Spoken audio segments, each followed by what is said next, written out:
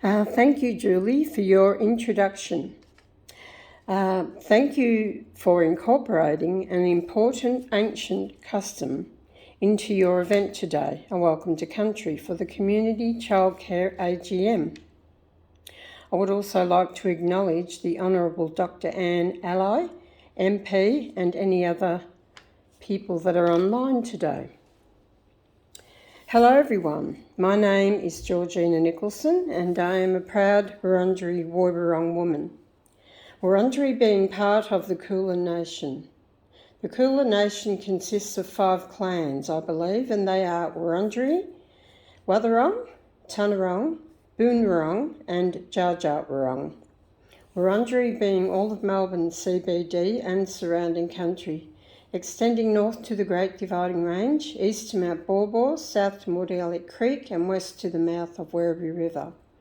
So I would like to acknowledge and pay my respect to our ancestors who walked and lived on this land as free spirits for a very, very long time. Also, I pay my respects to our elders, past, present and emerging. I would also like to acknowledge any Aboriginal and Torres Strait Islander people who may be online with us today, and I pay my respects to you all and to your elders. For those of you tuning in from Wurundjeri country, I would like to say to you, Wominjeka Wurundjeri Balak, Yemen Kundibik, and I would just like to tell you what I've said in our Woiwurrung language, and that is welcome to the traditional land of the Wurundjeri people. For those of you tuning in from locations across Victoria, perhaps Australia-wide, maybe even beyond, I would like to acknowledge the traditional owners on the land on which you are listening from, and I would like to pay my respects to you all and to your elders. So as we navigate our way through this COVID-19 pandemic, I reflect on the legacy of those who have come before me.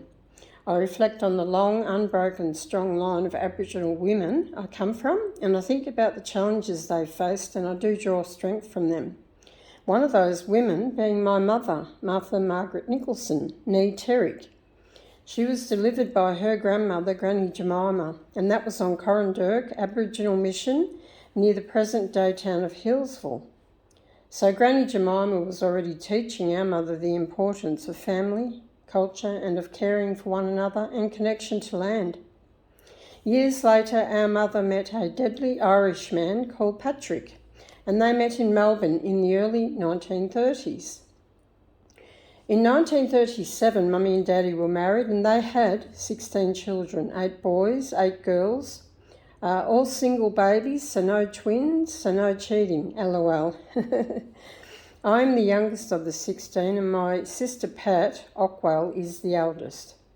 My sister Pat is an amazing elder, a senior elder who has made a lifelong commitment to her community and her peoples.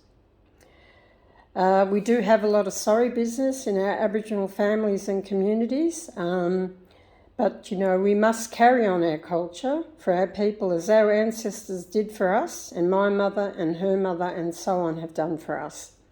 So I stand here today because of my mother, Martha Nicholson. She was a strong cultural woman who instilled great values in me. William Barak, his younger sister Annie Barat, that is my direct ancestral bloodline right there. So one of our traditions being our Woiwurrung language, it is part of our rich, deep heritage, and I like to say our language has been sleeping, but now we are waking it up. So some of the ways we keep our culture alive is through songs and stories, performances, etc. The coronavirus pandemic has changed the world in ways we would never have imagined, and the implications for our community have been profound for our health, our well-being and our jobs. But in many ways, this event online today has brought into focus the importance of relationships with family and connecting with one another as a community. We crave and need connection as people, I believe, and I didn't realise how important this was until it was taken from me. It has been a very mentally challenging time, probably for a lot of people, and quite a lonely time during COVID because I live alone. Excuse me. So Aboriginal culture is the longest, oldest continuing culture. It dates back to 80,000 years plus. And we as Aboriginal people, we do know about resilience, solidarity and connection to land.